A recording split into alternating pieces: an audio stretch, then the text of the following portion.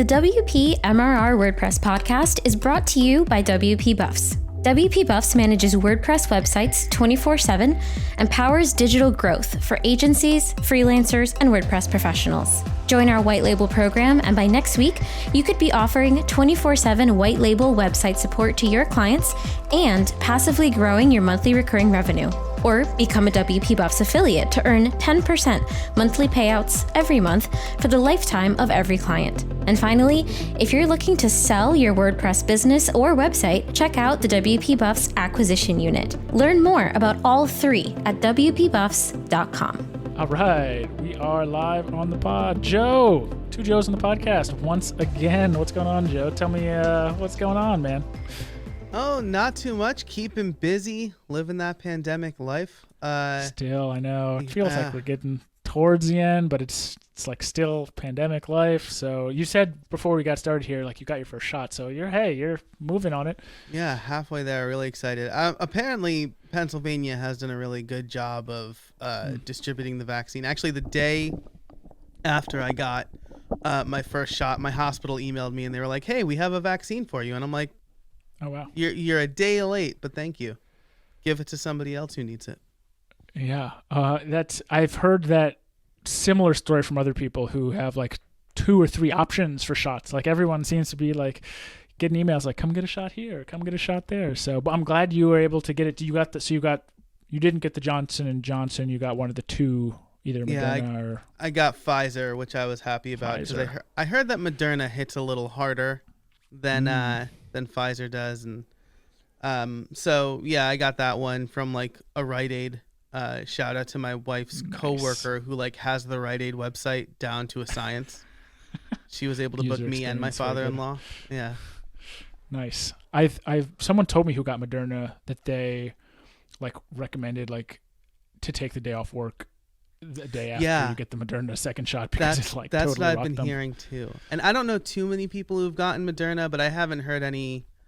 I haven't heard anything horrible, but so it's probably just like certain precautions. My wife, my parents got Johnson & Johnson, and they both felt fine.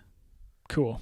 Yeah, I'm still searching around for my options. So that's kind of like every day I'm kind of like, ooh, like, okay, a little more research. What's going on? I'm at my parents' place in Bethesda in Maryland right now. Thus, anybody watching on YouTube, it's like, where are you? What is this weird basement like room you're in? That's where I am. So yeah, I'm trying to figure out Maryland options for the next 5 weeks or so and seeing if there's something. But it's like every day, it's like something new may come up. So I'm hopeful that I'll be able to either get one of those one maybe 3 weeks apart, which is one of the vaccines, and then obviously the J&J is just one shot. So hopefully something will come up. Yeah, absolutely. And I've been reading stuff that like even the first shot for both Moderna and Pfizer are like pretty effective. And I don't know how much that is like fake news, so I'm not gonna like throw caution to the wind or anything. Doctor. yeah, right. Not a doctor. But I'm a little bit more relaxed, you know, like the delivery guy comes to my house and his mask is like off, and I'm like, man, can you just like adjust your mask, like please? And I'll be a little bit more relaxed about that, I think, because now both adults in the house are vaccinated. Yeah, my parents are.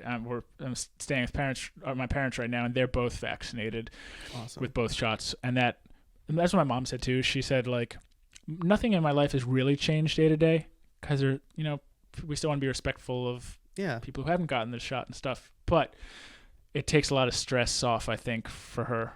And that's just like on the day-to-day, she can be a little, not less cautious, but less stressed that she could get COVID. And that's like that's a big stressor, I think, off of their shoulders because they are older. So yeah, absolutely. And like, I've got asthma, I'm overweight or whatever. And so like, I don't know. My doctor at the beginning of this was like, you'd probably be fine if you got it, but like, who knows? Like, perfectly healthy 40-year-olds. Not that I'm 40, but have like died from it or whatever. And I'm just real excited now that like my wife and I will be able to go on like a proper date because my in-laws are vaccinated. They'll be able to watch the kids, and we'll be able to like go out and I won't be like, is that person breathing next to me? Like, it's just, I'm really excited. Deep. Yeah.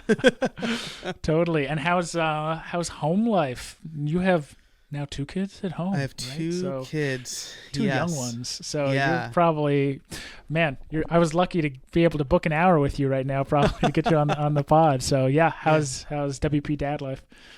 It's really good. It's stressful, obviously. I don't know if you've heard of BetterHelp, but it's like, we offer accounts to folks in our team who that's amazing. want to use that option. Yeah.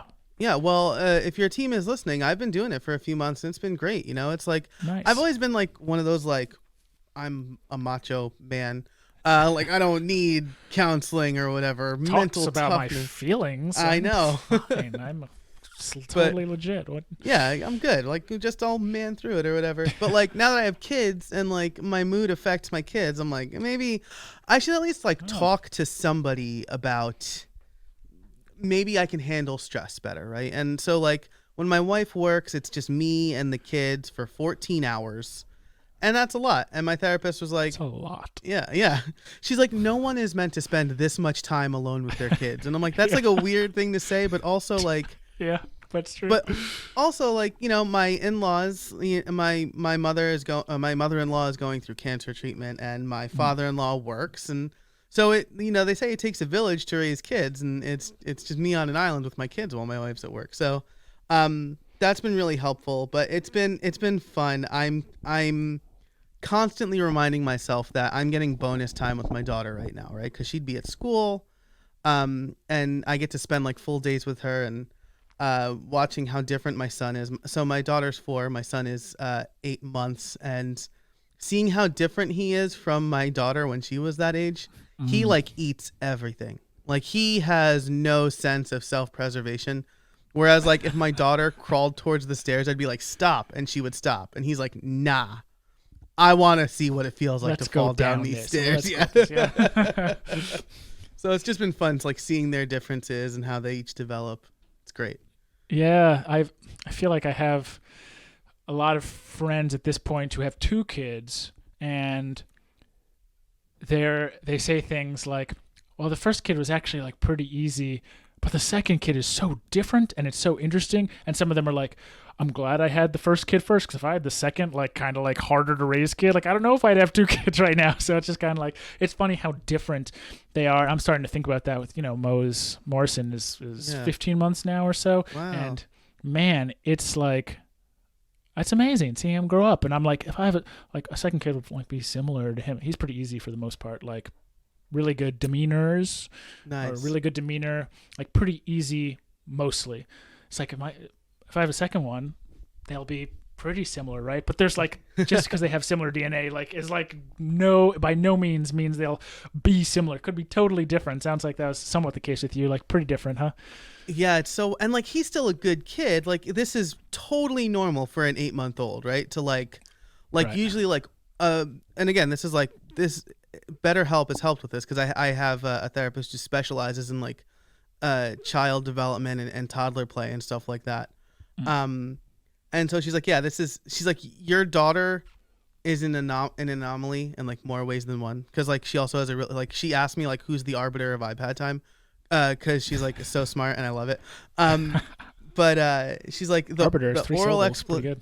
Yeah, I know. Right. And I don't know like what's normal. So like having a third party be like, yes, that's not normal. Totally. Or like, that's totally normal. I'm like, great. But like all of this stuff is totally normal. It's just like the fallacy that we had was we were pretty good with the first one. We'll be fine. Like, we're ready now. Like, we're actual parents and we've been through it. But it's like, now you have a toddler who wants all of your attention, and you have an infant who actually needs all of your attention, or he's going to choke on something. So it's different challenges, but it's more fun than it is work. Like, it's so it's just like he'll like eat something and I'll get mad at him, and then he'll look at me and like give me like this sheepish grin, and I'm like, all right, fine. Totally. Because I always thought like, that's not going to work on me. Like, I'm going to be like a dad, I'm going to teach this kid, what needs to be learned. But I'm falling for it too. Every time something, like he's crying a lot, or he's like a little sick and upset about something, or he just like trips and starts crying about something because he's, learning to go from walking to running right now. So it's like a lot of falling down. Yep. And it's just like one smile, and I'm like, damn it, like, got me. Fine. How has that been around the work that you do? Because like anybody in the WordPress space knows you do like a bunch of stuff in the WordPress space. How is this affecting your like bandwidth to be able to, I guess, like make a living based on your WordPress work, but also just like honestly like work enough that you feel like you're still having an impact on your work? Are you feeling like that's slowing down? Are you feeling like you're able to split that a little bit? Is it like 2 kids? I have 1 kid and I'm feeling like that's a lot. So 2 must really, if 2 is like 3 times as much work, right? So how is that going? Are you feeling like overwhelmed, or are you feeling like things are still going okay in terms of splitting that responsibility? If you had talked to me like 2 weeks ago before I shipped my last LinkedIn Learning course, I would have been like, everything is on fire and I can't handle it. But the way we grow is by learning from mistakes. And so we've been in this for a year. It's not like I've had 2 kids for 8 months. It's not like it should be much of a surprise that there are going to be days where I can't work. But I'm always optimistic. And so after I shipped the LinkedIn Learning course, I took a day and I just planned out all of my major projects for this quarter. So now I know my bandwidth and I have timelines for everything. But yeah, it's tough. It's tough because the coveted simultaneous nap time has become a rarity recently. And so my daughter's like kind of aging out of naps, so we shortened her nap time. Okay. And my son has decided that afternoon naps are not his jam. He prefers like a late morning and then like late afternoon nap. And usually I would have like 2 hours even on the days my wife works to get some work done. But now it's like half hour at best, unless they're both just like so tired. But it's for people who don't know, it's like kids will usually, until they're like 4 or 5 months old, usually their sleep's pretty, and like they'll sleep when they sleep, but then they start to develop this like 2 nap a day thing. Usually it's like, that's how Mo was, and he actually just recently went, like 2 weeks ago, he graduated from 2 naps to 1 nap, so he does 1 big nap in the middle of the day. So there's a lot of change happening there. And when you have 2 kids, like especially the difference in aging of yours, like 2 naps outside of the 1 nap potentially is like, no one's napping at the same time, so I always have to watch someone. So like that's the challenge you're facing. Yeah, that's exactly right. And like I try to time it, and like Teresa's nap is a little bit more fluid. So if I'm like, well, Lewis is probably going to go down at like 2, I'll slide Teresa's nap back a little bit, but like there's no guarantee. So it's tough. It's like constant learning. And yeah, I would, for parents out there who are like 2 naps sounds better than 1 big nap in the middle of the day, that'll be great, right? Because then I could just expect it. I could be like, all right, get me to 1 o'clock or get me to noon. And exactly. I don't want to sound disgruntled. Like, I love playing with my kids. And like yesterday during Lewis's nap, Teresa just kind of like walked around outside in the rain, like humming to herself. And it like filled my heart with so much joy. But like you need those breaks so that you can refresh and be patient with your kids. And instead of like snapping at them, like explain to them like what you're feeling and what they might be feeling. So 1 long nap in the middle of the day is like, I felt that way too. I thought I'd miss 2 naps, and in some ways I do because it's 2 breaks. But the one, I actually have like more time, I feel like, to do stuff too with Morrison, because I have like, he's awake for like 4 or 5 hours at a time, so I can like go do a hike with him for 2 hours and not worry about, or just like spend time playing with it, and like it works a little better.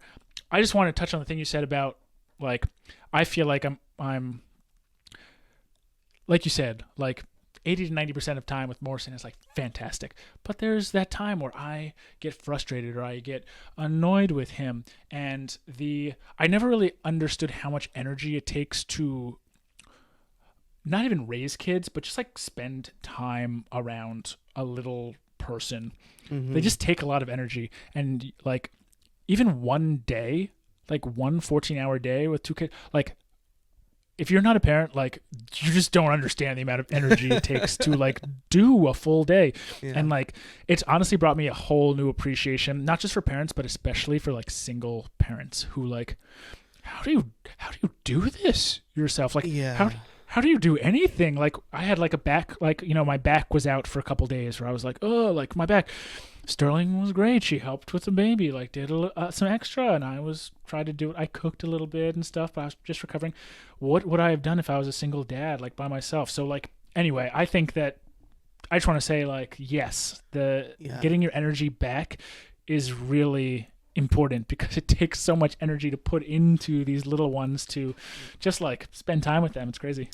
Yeah, you're like playing, and then you're like planning, like, oh, like I need to feed them, and oh, don't eat that. Like my son, like I said, he like eats everything, right? So like I put him down, and I can't just give dedicated time to Teresa until he naps because he's eating stuff. But what you said about single parents, like I've been thinking so much about that and like how lucky I am to have a wife who is an amazing mom, and like like my in-laws, like they have their own things going on right now, but my father-in-law, like when he can, he will come over and he's like so excited to be pop and things like that. So like, yeah, I really feel for single parents. And there was a podcast I was listening to recently called Advisory Opinions, where they actually like mentioned a few like charities that help out single parents and like do donations, things like that. And it's something that I've looked more into because it's hard. Like it takes a village is no joke.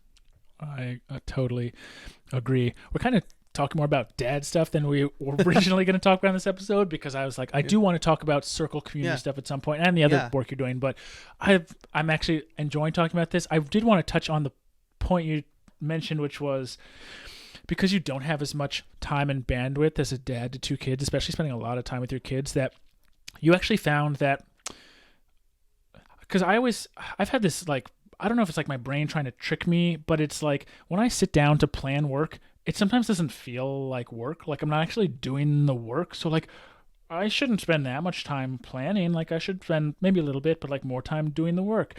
But what you said was kind of the opposite. You spent a lot of time like thinking about what your quarter was going to look like and then mapping back like how much bandwidth do I actually have to do these things. And even you saying that, like it made me feel less stressed, because I feel like Joe knows, like he has expectations. He's like kind of set his expectations for what he can do. So that actually was like a interesting point, because I'm sure there are people listening out there who have kids and they spend so much time we're doing this episode a year too late. We probably should have done this episode like a year ago so people could prepare for the pandemic, but people may be working from home for a little while longer with their kids potentially. And like you don't really know the problem until you have it either. Like yeah, totally. But it sounds like that was really helpful for you, just to like kind of know what you needed to do like over the long term, so that if you spend, because I think that's what stresses me out. If I had a day where I was like, I want to try to work some today, that's the problem, right? Like I want to do some work like today, and I do exactly. like 1 hour of work. I'm like, I didn't barely work, like, and then I'm stressed about it. But because you've mapped it out, you're like, I spent an hour and that's what I needed to spend a day, and cool, that's good. So does that sound like it's on the right track? Yeah, and it took a long time, right? And again, my therapist over at BetterHelp like helped me manage those expectations a little bit, because she's like, there are going to be days where you don't get to work, and you just need to like tell yourself that, right? And like affirm that that's okay. But you're right. No matter how long, like I could have like a short nap and be upset when they wake up because I didn't finish what I was doing, or they could have a long nap and I'd still be upset because I was still in the middle of something, right? And so it's like not them waking up, it's that, oh, I just wanted to finish this one more thing. And so I probably plan a little bit too much. Like I like the planning and the laying out ideas and stuff. But I guess I like to think of it like cooking in a kitchen, right? You can either just start cooking without like getting all the ingredients you need and all the pans out and whatnot. But if you do that, you're going to be like, oh, wait, I need the pepper. I need to go over here and get the pepper. Oh, I need to flip the burgers on the whatever. And now maybe you're like burning the food because you're trying to get all the things.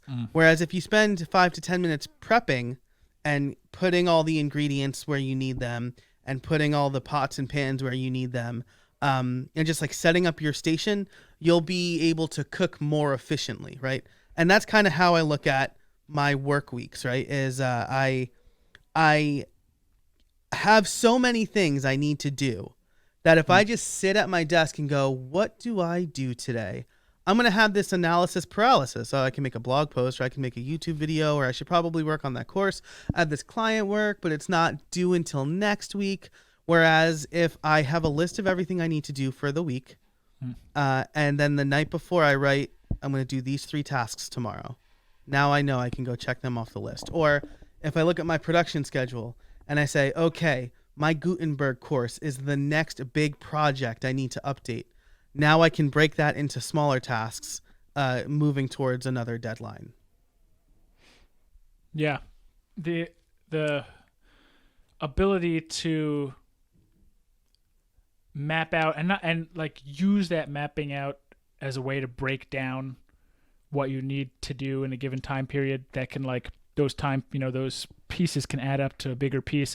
I think that's pretty important. I don't think I do enough of that, but I've been trying to I've been putting a lot of work into trying to be a better manager in my job. And a lot of that includes just having all of our like tasks in one place and like really being dedicated to our project management software. So that makes me think of that, because I feel like we've been doing that a lot more over the past month or so, and I feel just better about things. I have more transparency into things. I just have a repeating task. It's like check on all the tasks of all the people who reply to me, or like check time tracked for some of our hourly folks, or like monthly review of objectives and talk with people about it. So it feels less stressful just because I have it somewhere and it's actually like formally in a place. And I've been doing getting a little coaching too. Nice. And while she's not my therapist, we were very clear at the beginning of our relationship. It's like, technically I'm not your therapist. I'm not legally responsible for like X, Y, or Z. Right. But she plays a similar role in terms of like helping me to get more clarity and map things out. And again, although it's not like she's not technically a therapist, I think she helps with a lot of those challenges that I have around mental health and around like my role at the company, which continues to change. And so I think everything you're saying about like getting the support you need to move those things forward is like really valuable. And I was the same way as you. I felt like I never felt the need to like have a therapist. I always felt like pretty good about things, but the last like 3 or 4 months have been more roller coastery, more up and down, more stress, more what does the next step of this business look like at WP Buffs? A lot of stuff. And I really did realize like I need help with this.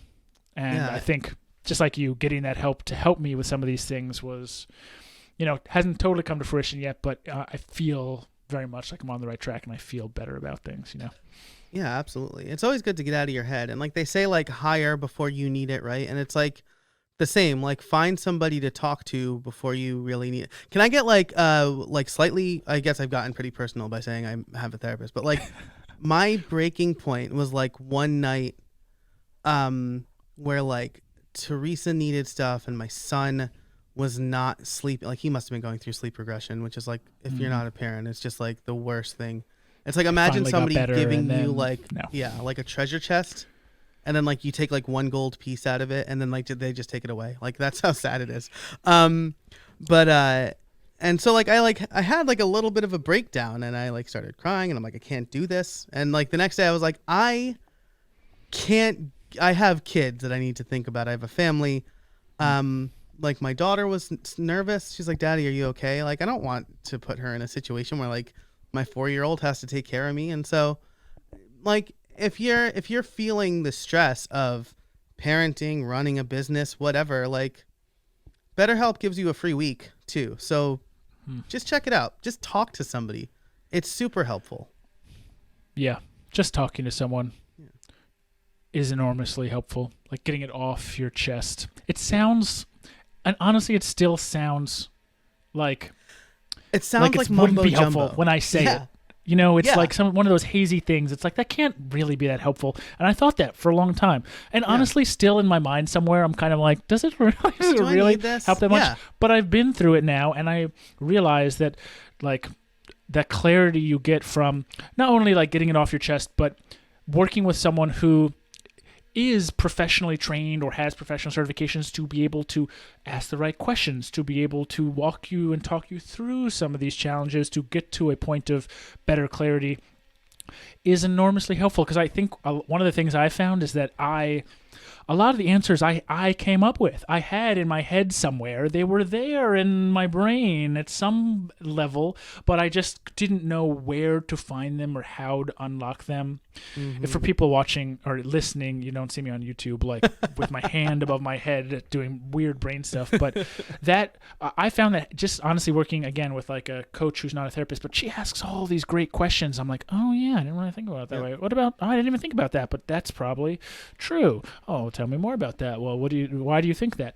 Okay, now I'm talking more. And it really does help me find like it helps me get to the whys of things and like almost the true nature of things. We talk about like a fog being lifted and like being able to see that island over there from the crow's nest of your ship or whatever, you know, but that's kind of the idea where I'm like, oh, like, it's like I almost know like what's true. And when my brain is either filling in blanks incorrectly, you know, the brain is crazy, you know, it makes all these assumptions or jumps to assumptions. Like, no, like slow down. What's really true here?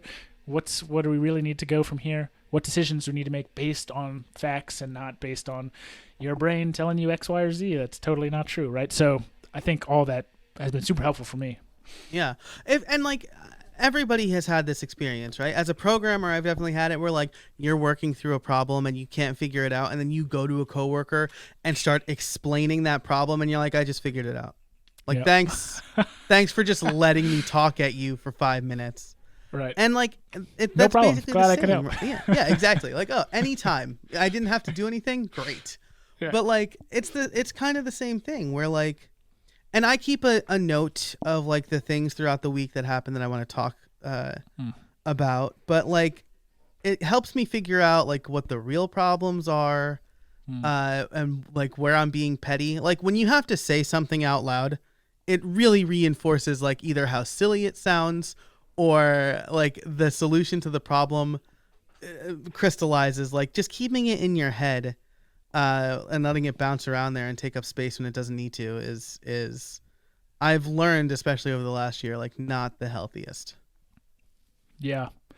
I do appreciate you sharing the personal story. I think, yes, in the ideal world, we'd love to like fix these issues before they begin, or how do I want to put this? You know, you want to handle challenges before they become challenges. You want to nip things in the bud. And yes, like for me, I would love, I probably should have started doing more formal coaching like months ago, probably years ago. And, you know, I'm catching up on that. But a lot of times, and I think in your case, sometimes you kind of, you almost have to reach a breaking point in order to understand the gravity of the situation. Because, you know, we deal with security for people. Like a lot of people are like, whatever, I don't need to secure my site. And then they get hacked and they're like, shit, like I need security now. It's like, no, you needed security 6 months ago. So I tell people this story in a different context. So I should know the same about myself, but a lot of times it's harder to know about yourself. But anyway, I think that's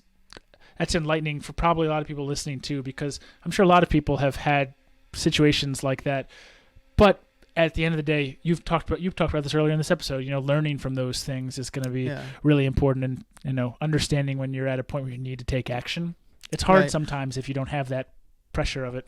Yeah. And I'll just say like you don't, my brother, I talked to him about this and he was like really proud of me for like getting therapy at all. And I'm like, I'm not depressed. And he's like, everyone's a little depressed, but like, you don't need to be depressed to seek therapy or to talk to somebody, right? Like I'm still a generally happy guy. I smile all the time. I make a lot of jokes. Every time I see you, man, it's like a big smile. It puts a smile on my face. Oh, well, thank you. That's like my MO, right? And I just my reason, my why was because when I did get stressed, I didn't handle it the best way. And now that I have like when I got stressed about certain things, I should say, right? And I don't want that to negatively impact my kids. So maybe I was doing everything right to the best of my ability, but I wanted to make sure. Spoiler alert, I wasn't, obviously, because I'm not like a child expert. But I just wanted to make sure, and I've learned a lot that has helped me parent as well. So I maybe I said that earlier, but I just want to reinforce that, like, we all have our different reasons, and you don't need to there doesn't need to be like some kind of negative label or whatever. Yeah. I couldn't have said that better. I totally agree. All right, we've talked about a lot of dad and personal stuff that I wasn't even planning to get into today, but we just got right into it, and it was perfect. I do want to take a chance to talk about your circle community and all the stuff we do. I said before we started recording, I was like, Joe, we're gonna we'll start chatting, and then eventually you'll tell people like all the stuff you do in WordPress. And right now, 30 minutes into the episode, it's like, okay, do you want to tell people what you do with WordPress? But tell folks about a little bit. I guess if you're ready to tell people about the circle community, I don't know if it's open to everybody, if anybody can join, but I guess talk a little bit about the circle community, because I'm super interested in community building and that circle thing, and we're trying to do something similar, but have to discuss like how we want to do that in a way that's unique for our audience. How do we help add value to them and stuff? So I'm trying to learn from the best. So tell me a little bit about the circle community you're putting together. Yeah, well, let me just say first that if you did not listen to the episode of WPMRR with Corey Haim, you should 100% listen to that, because Corey offers some amazing tips for getting things started. I can tell you that I slept on the community aspect a little bit too long, right? I launched courses 4 years ago. My Gutenberg course was by far the most popular one, and I just kind of let people buy the course and then just like let them forget about me. With a community, they won't. You can strike while the iron's hot, right? You launch the course, you get people enrolled, you add them to the community. So when I launched the Build Something Club, which is my podcast membership, I knew how important having the community aspect of it was for members. I should have cultivated the community a little bit better before I launched the club. So Joe, as you alluded to, there is a free and paid aspect of it. There's essentially 3 sections of the community. One is the free section where people can kind of come share their work and discuss the latest episode and whatever else they want to do.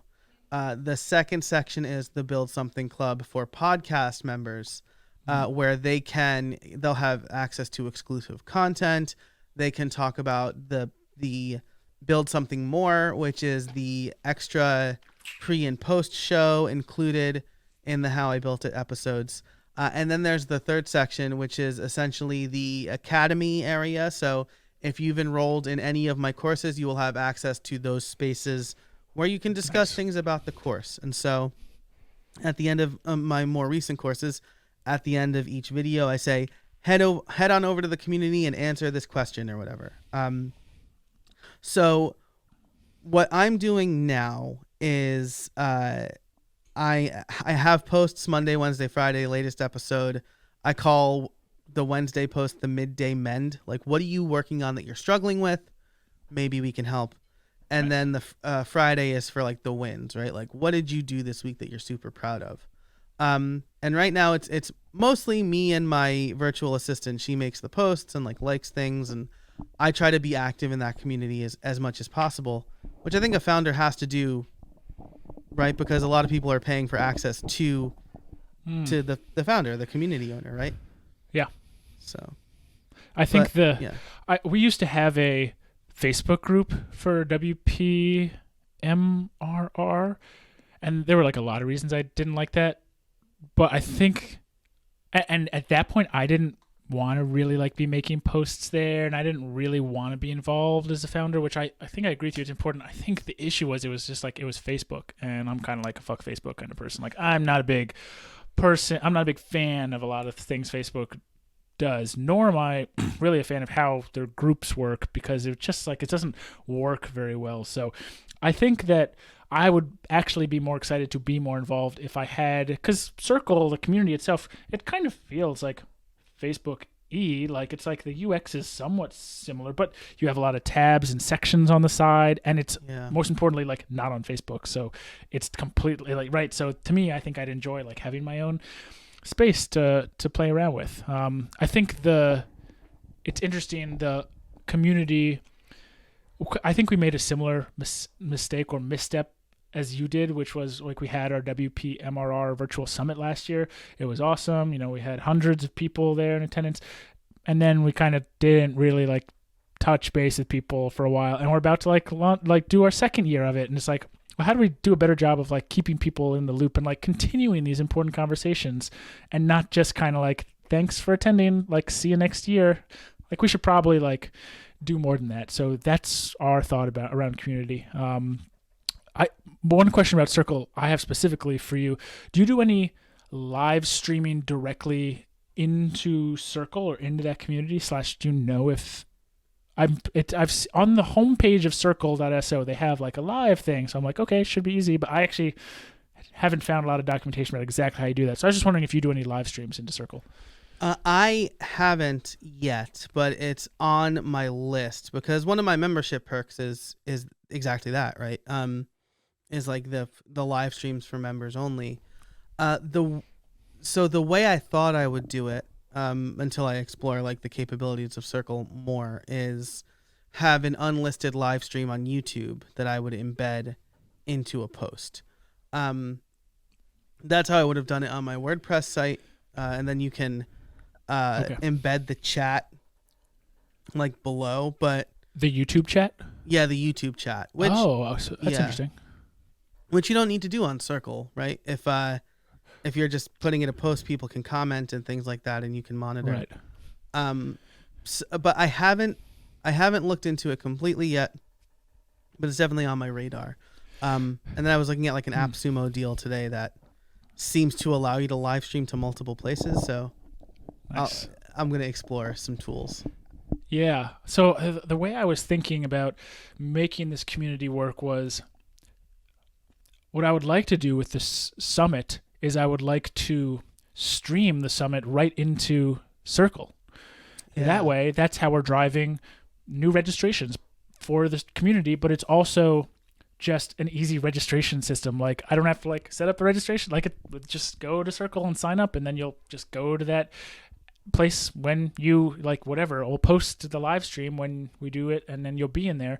The thing I'm thinking about though is kind of what you were talking about. Like I guess maybe you could embed like some chat there, but kind of the reason I wanted to do Circle community is because it's a little bit more asynchronous, and it's not like Slack where it's like a live conversation where if you don't turn on notifications, you miss it all, which like happens to me all the time. And when I do turn on notifications, like too many notifications, get out of my face. But the asynchronous like comment system doesn't seem to work exactly how I would want it to for like a live session. You know, do you have to reload it to see the new comments? Like I'd rather have a little chat there. So I don't know exactly how I would get that to work. I think it would take a little work, but yeah. So I don't know so maybe you haven't done any live stream, but maybe you're planning to. If you do, I'd love to know how any like side chat or how the commenting system works around that.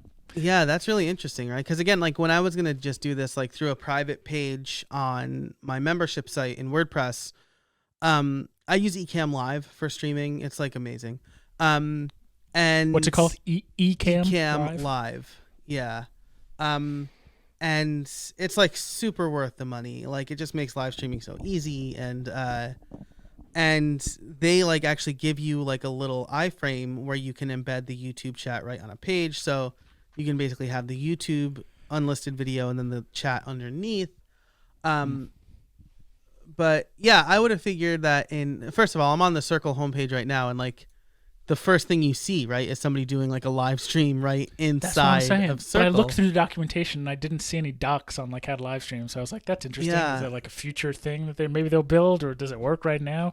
Yeah, that's like super, because like when you create a post, you can embed a video, but like maybe. Yeah, or maybe it's like a certain level. It's probably a certain level. I'll have to look at that.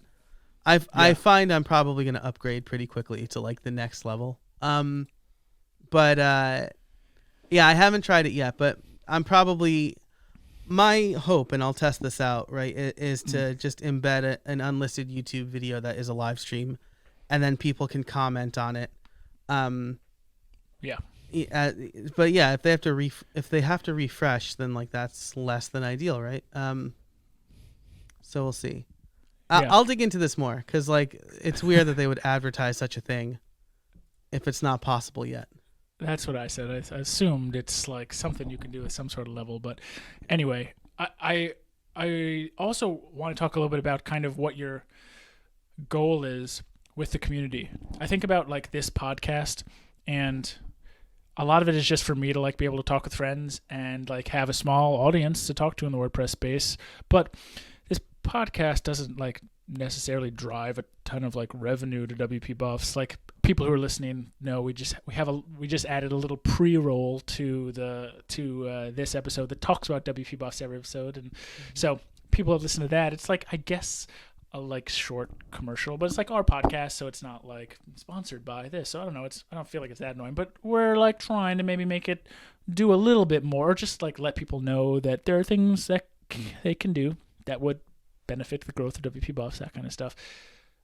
But with a community, people want to be part of a community that's like not annoying. People want to be, listen to a podcast. It's not annoying and have a ton of ads. But anyway, like I guess my question is, are you focused at all on like how this can maybe grow your courses, or like get people who've already bought courses to buy other courses, or even drive like new traffic or new community folks, or build trust in community? Or is it really just kind of, I'm still just kind of figuring out this community thing and just trying to make it as cool as possible, and like I'll figure out the like whatever monetization of the community afterwards? Yeah, that's a great question, right? Because it kind of can work both ways, right? Your community can feed your products, or your products can have the value add of a community, right? And so I did a little bit of soul searching towards the end of 2020, beginning of 2021, because of the things that we talked about earlier in the episode, right? Where I don't have your normal 40 hours of work in a week. I maybe have 24, like maybe 30 at best. And so like trading hours for dollars does not work for me right now. And if we do have more kids, like it'll work even worse, right? Right. So You're really aiming for that 4-hour work week, Yeah, I'm really, I read it a bunch of years ago. It sounded ridiculous. And now I'm like, I could do 4 hours. Though I'll just say, like, Tim Ferriss's podcast is like 4 hours. So he's definitely working more than 4 hours in a week. Yeah, right. So I went on a little bit of a soul search, and I realized a couple of things. First of all, I was selling a membership at Creator Courses, which is my online courses site, that no one really... I mean, like, there's like 20 people maybe, but like that's more people buy the courses a la carte. They like the lifetime deal better than the subscription. And so my Black Friday deal, which I think I sold a whopping one lifetime membership for $400 or something like that, made me realize like nobody wants the Creator Courses membership, right? If they want a course, they'll buy that specific course. Then I'm working on rolling out my Build Something Club, right? The How I Built It membership. And I'm like, how am I going to reconcile offering two different memberships that do two very different things? So I decided to not kill the membership, but it's not for sale anymore. So anybody who wanted to buy the membership would have already had to buy it. And you can buy the courses a la carte, and you can become a Build Something Club member for $5 a month. So the point of the membership is to add value for people who are joining the Build Something Club, but also I don't interact as much with my audience as I'd like, and it's mostly because I never had a really clear way to do that. It's like Twitter. Like, reach out on Twitter, but like my DMs are locked down. My @replies are like, if you don't have a certain follower threshold, I'm not going to see your replies because like Twitter aggravates me. So having the community is a place where all listeners, free and paid, can come and interact. So the main goal is maybe value add for the club, but the secondary goal is to really interact with all listeners and then hopefully turn some of those free listeners into paid listeners. Yeah. That's really interesting because I find like with this podcast, I wish I had ways to interact better with my listeners. Like I say at the end of every episode, like email us at yo@wpmrr.com. But like, and if people do, but it's not like most people, it's like a few people who like, want to reach out. But I think having a community, one, it's a great way to interact with your audience, and it gives a lot of things back that may not like directly be people paying you, but has like really good benefit to maybe help you do that better in whatever you're doing. So yeah, Joe, some people may want to join your like monthly club for $5. If you have 100 people do that, it's $500 like a month. Like that's awesome. That's like pretty good for like, just a community you're running and like hanging out with friends. But there's like, if I had like a podcast or like a WPMR community, a lot of my thoughts are like, okay, if I can get some good conversations going, like that'll give me some really good topics for future episodes because I know people are talking about it, so they'll maybe want to listen to an episode about that, or like an easy place to go for people to ask questions so we can do live Q&A episodes on the show. And yeah, maybe even a place where I could have you, Joe Casabona, like in my group, and then like if we want to do a podcasting like little space there or whatever, I don't know what Circle calls it, but I'm just calling it like a little space where people can talk about podcasting. Right. I could have Joe in there, and I could actually like promote Joe's podcasting course in there too, and like send some folks his way. And so that's another way to like build a good relationship. So I think there's a lot of like good things you can do around community. And honestly, at the end of the day, like so much of anybody's job is around community. Like your clients or your customers are a community. Like the people you team up with and do co-marketing with are a community. Like, the WordPress community is definitely a community, right? So if you can do a good job working within that and trying to just create a cool place for people to hang out, there's a lot of secondary value you can draw from that purely by just like trying to create a cool thing in the community that, people enjoy being a part of. Yeah, and that's the hard part, right? Is like figuring out why people should hang out there. That's what I was going to ask you, because Circle, like Facebook group, I think kind of sucks, but like people are already on Facebook, so like they can just be right there in one click of a notification, right? But you have to drive people to your totally separate community. What the URL is community.buildsomething.club.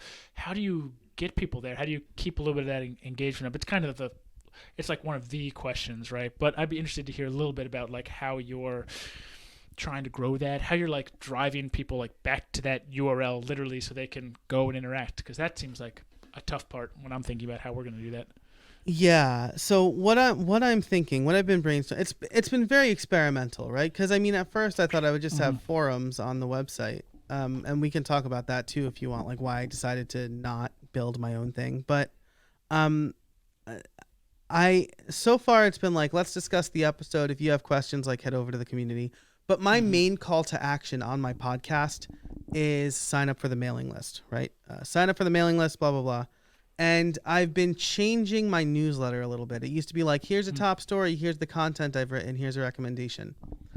Now it's like a little bit more long form. Like in my last one, I wrote about like the importance of niching down and like what I learned from like a Tinder photographer, which is like crazy that like that's a niche. And by the way, people pay him like $600 a pop for photos for just Tinder. So like if you're worried that like niching down is going to affect your bottom line, $600 for Tinder photos. Does he bring dogs and like cats for you to hang out with? I hear those like get good clicks or whatever. Like that's like the thing. That's the thing that does it. I'm gratefully married before Tinder. Yeah, became exactly. Me too. I'm like, thank God I don't have to like even deal with this ever again. And so what I'm doing is I'm getting people onto my mailing list, and from my mailing list is how I'll kind of parlay the community aspect of it, right? So what I'm going to start doing soon, probably April, just because like the first of a month sounds like the good time to start something and like measure its success, so that did I start this like 2 weeks ago or what? So at the end, I think at the end of 2 sections of my mailing list, I'll say like, want to discuss this, join the Build Something community. And so hopefully that will get people more interested. And then, adding the live stream aspect in there. I haven't fully fleshed out my promotion plan yet because I really want to get people into the Build Something club. But right now, like the people who are already paying members have been invited. I'm trying to interact with them. I'm encouraging them to communicate. But I think, again, that's another important part of like the founder being there. I really like the Smart Passive Income community. I've been really active in there. But one thing I know, like the moderators are amazing. Like there's somebody, I think his name is, it's like NON, but there is, you can't tell, I can't tell on my monitor, but it looks like an umlaut over the O. So I think it's like Noon maybe. Sorry, Noon, if I'm like saying your name wrong, it could be Non. But like he's there and he's commenting and he's liking. I have seen, I think exactly like besides the pre-recorded videos, maybe one post from Pat. And it's like Pat's community. And I know he's doing a lot, but it's Pat's community. I think if it's your community, you should show up, right? And so I'm trying to show up and comment and add things. My VA posts some of the canned stuff, but I go in there and I comment and stuff like that. So my main goal is to experiment a little bit and then start doing what I think are good actionable steps. And I actually joined Corey's community to see what he's doing, because I think he's doing some really cool stuff in his community. It looks really active.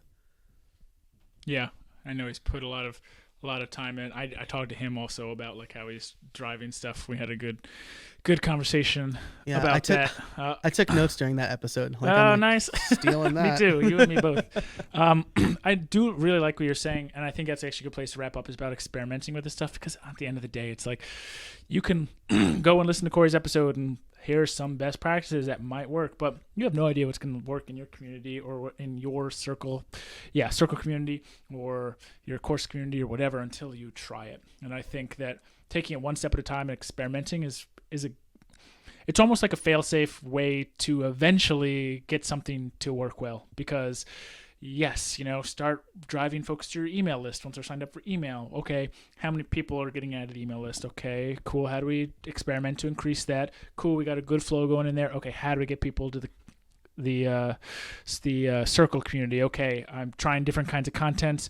Oh, okay, I wrote these 4 articles. This one drove the most. Oh, this topic was totally unique. Maybe I should write about that kind of stuff more. Cool. Now we're improving the conversion rate there. Okay, people are joining my circle community, but they're not like really coming back. Like, okay, how do I do that? Okay, I got to give them I got to do more email, or I got to do more we do certain things on certain days, or like more engagement. So there's so much to experiment with at every step of this, but that's what it takes. Like, don't think you're going to go and just like get it all perfect the first time.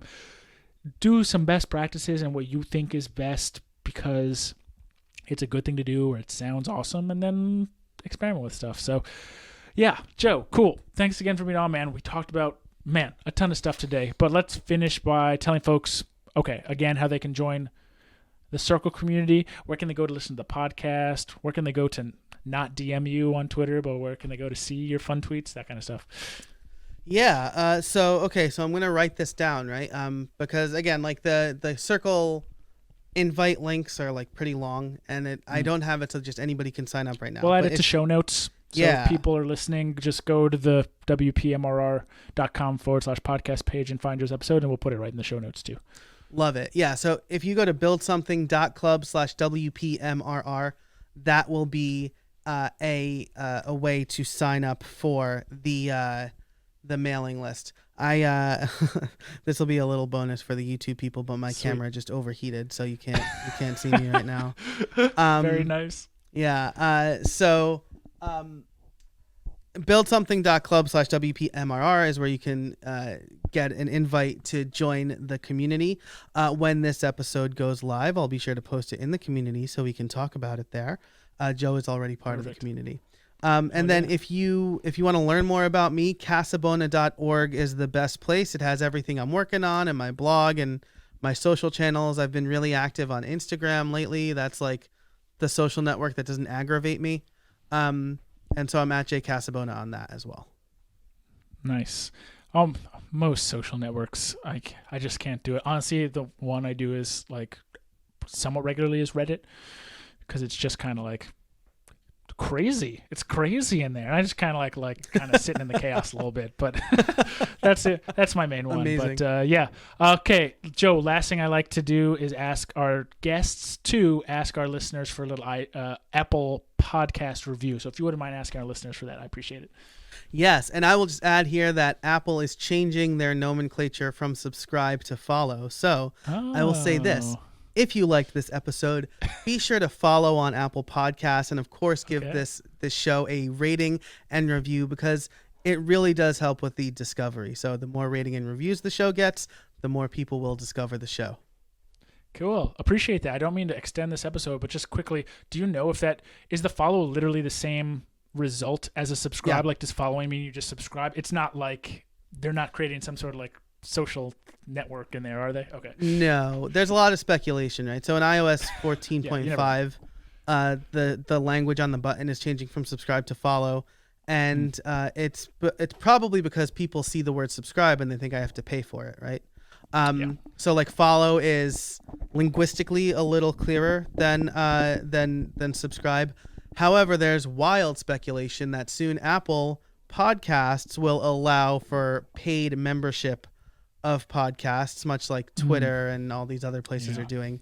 But that is wild speculation that nobody has confirmed yet. So I'm just going to say follow makes more sense to most people than subscribe does. I think that makes sense. Cool. Yeah. Also, Joe, our resident Apple know-it-all. So anytime something like this happening, I'm always asking Joe what's going on with this. So cool. If you are a new listener to the show, go ahead and binge some old episodes. Joe's going to be on episode like 140 something. So we got a ton of old episodes. You can go to wpmrr.com/podcast, hit the search bar, search for pricing. You having issues with pricing, hiring? Check out hiring, podcasting. You'll find Joe's, Joe, this may be your like second or third time on the podcast. So go and listen to Joe's old episode. I know that this is my third time by the number of pop culture characters I've had to pick. Yeah, totally. Joe's been a regular on the podcast. So, go listen to some old episodes and feel free to do some binging while you're at it. If you have questions for me on the show, maybe in the future, you should head to the WPMRR Circle community, but not yet. We're still figuring that out. So just email yo@wpmrr.com, and we will get some of your questions answered live on the show. Review. Feel free to follow and leave an Apple podcast review. If you do, feel free to leave a comment so that we know this episode was solid, and I can also shoot it to Joe so he can smile. Someone said, someone left a review because of me. So wpmrr.com/iTunes, although we may have to adjust that forwarding address since it's not technically called iTunes anymore, but you can still go to that and it'll still work. So that is all for this week on the show. We will be in your podcast players again next Tuesday. Joe, thanks again for being on, man. It's been real. Absolute pleasure every time, Joe. Thanks for having me. See you, everyone.